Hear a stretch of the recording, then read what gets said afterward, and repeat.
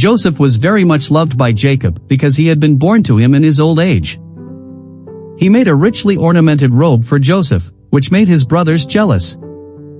Then Joseph began to have dreams that made his brothers hate him even more. In one of his dreams, Joseph and his brothers were bundling grain in the field, and suddenly his sheaf rose and stood upright, while his brothers' sheaves gathered around his and bowed down to it.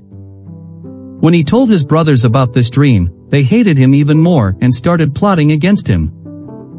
One day when Joseph was sent by his father to check on his brothers, they seized him, stripped him of his robe, and threw him into a pit.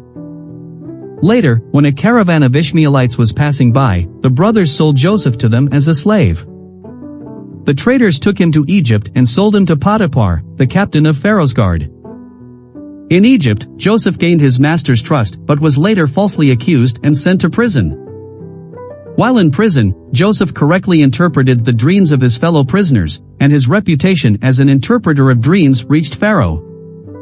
He was summoned to interpret Pharaoh's dreams, which he did successfully, predicting 7 years of abundance followed by 7 years of famine. Impressed by Joseph, Pharaoh made him governor of Egypt.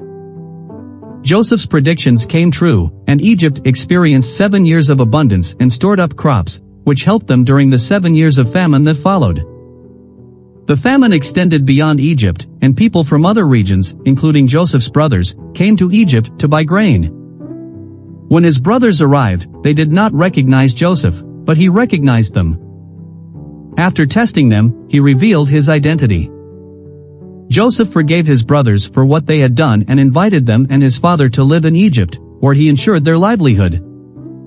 This story of Joseph shows how jealousy and hatred can lead to actions that have far-reaching effects. But it also shows that wisdom, patience, and forgiveness can bring about reconciliation and survival. It's a powerful story of faith, forgiveness, and providence.